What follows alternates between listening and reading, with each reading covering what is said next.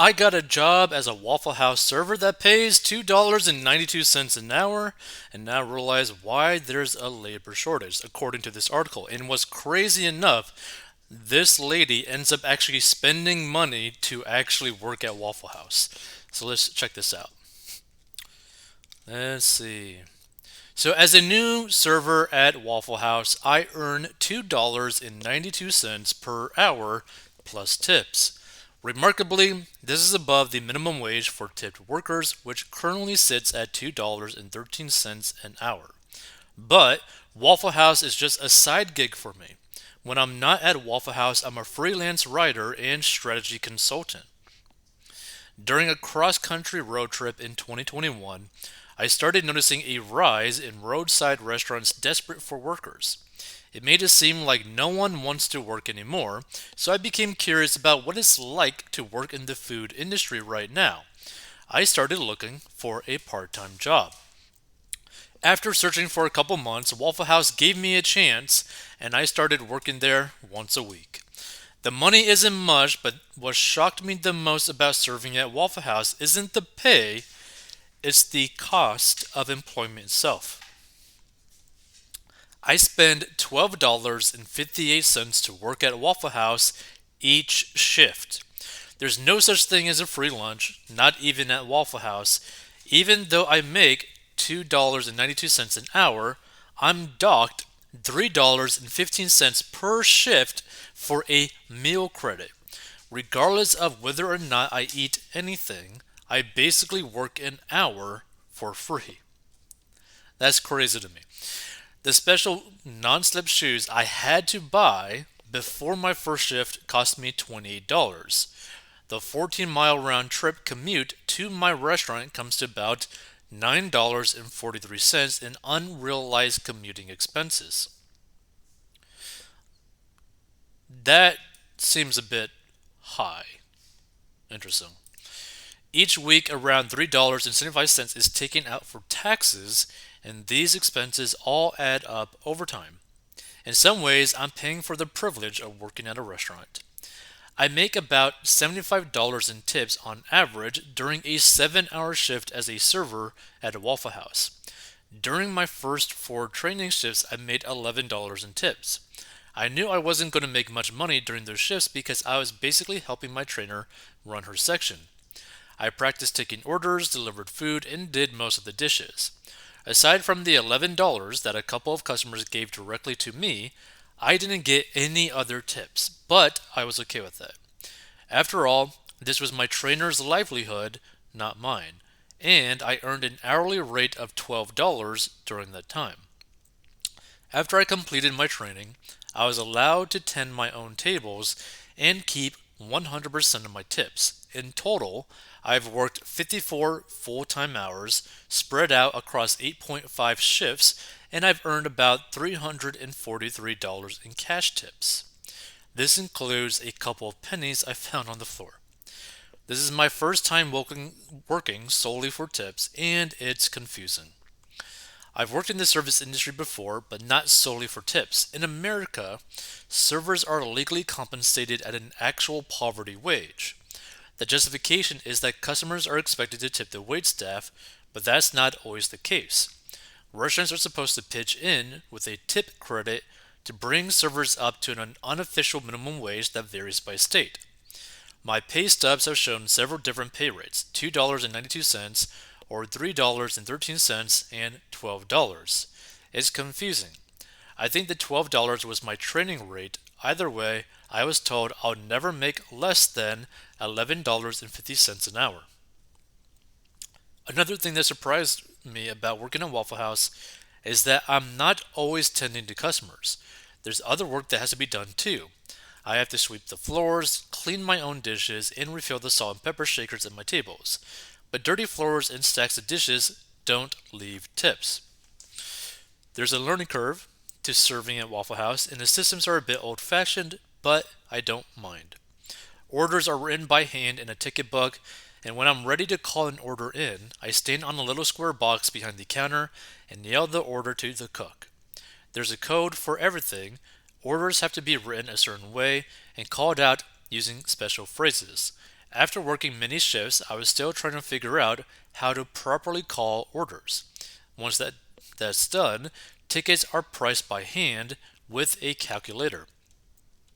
When I took the job, I thought I'd hate it, but it's really satisfying. To be honest, I've always dreaded the idea of being a server, but it's grown on me. I know the names of regulars, and they know mine. I like taking their orders and chatting with them. Believe it or not, I like doing the dishes too. It is really satisfying to clean stacks of plates and realize I've completed a task. That's something I never had working at a traditional 9 to 5 desk job. Your inbox is always full and meetings seem to go on forever, and at those jobs there is never a sense of completion that I get at Waffle House. I've realized being an employee is kind of expensive nowadays. After almost 9 shifts, Waffle House had paid me about $320 post taxes. When I added that to my tips, it came to a little over $660 or $12.24 an hour.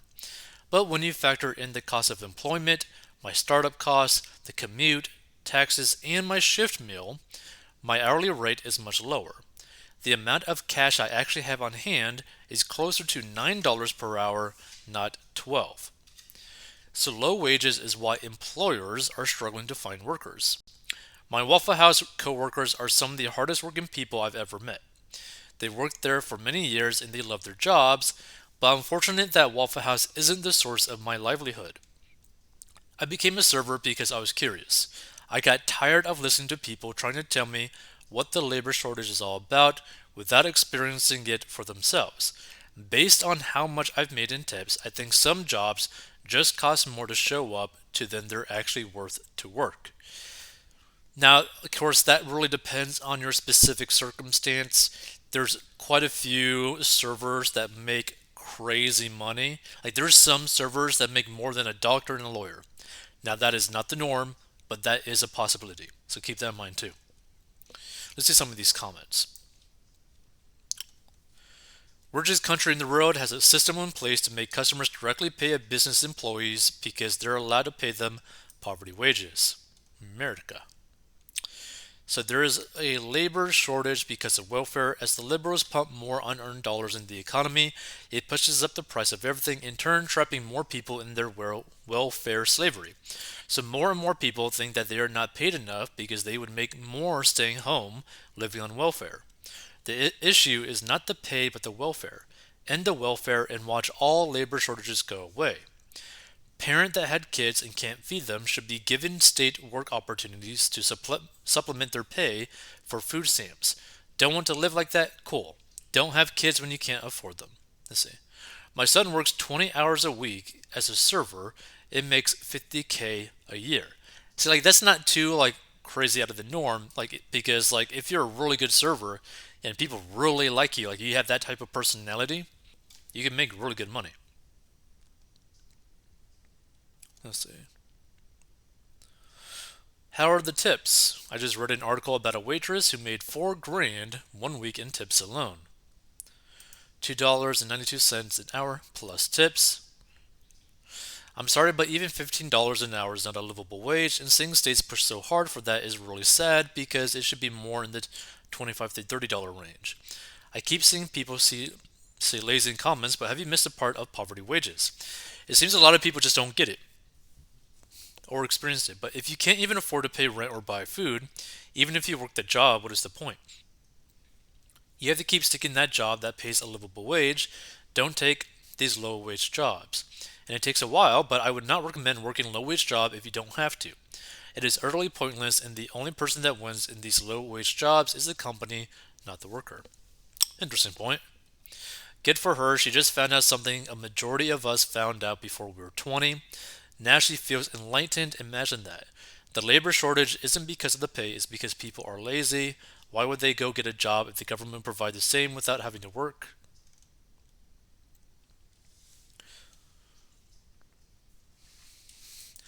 Let's see. So those who say go elsewhere then are not thinking through this. For some people, transportation is a serious issue.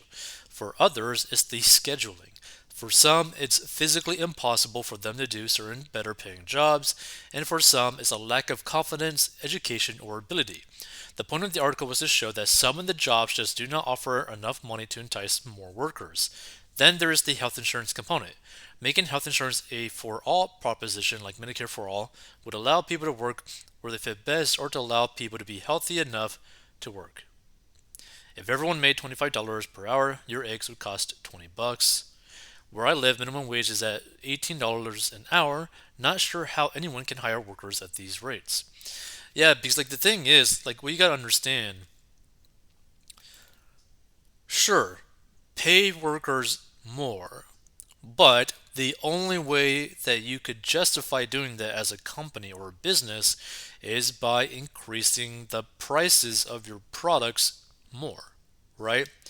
Well, like for example, let's say that you were selling like a sandwich originally for like 10 bucks, right? Well, if you have to pay someone minimum wage of like 15 bucks or 20 bucks, 25 bucks, 30 bucks an hour, now that sandwich is going to be like $15, $20, $25. Like you're going to have to keep raising the price of the burger, which means the burden is going to be on the customer, and that customer, like there basically wouldn't have really been that much of a difference, right? Because if everyone's pay got increased, all the costs would have to increase to justify that paycheck increase, but the customer will end up having to pay more. So even if the customer's wage also got increased, they're still having to pay basically the same in terms of like the ratio of how much money they're making versus what they're spending. So it's kind of like a interesting thing. Like it doesn't really solve the problem, right?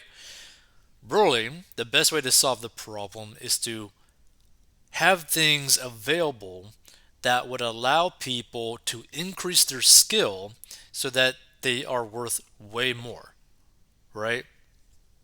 At least that's, in my opinion, that seems to be better. Like if you're able to offer like certifications to people for like pretty much almost no cost, and those certifications will get them skills that could basically make their market value more, then that would be like an amazing thing, and people could start making way more money than minimum wage. Or you can always just go and sell something for a profit of more than $15, right? So that if you sell one product every hour, you basically will beat that minimum wage. Or sell a higher ticket product and make a bigger profit. So, something to think about.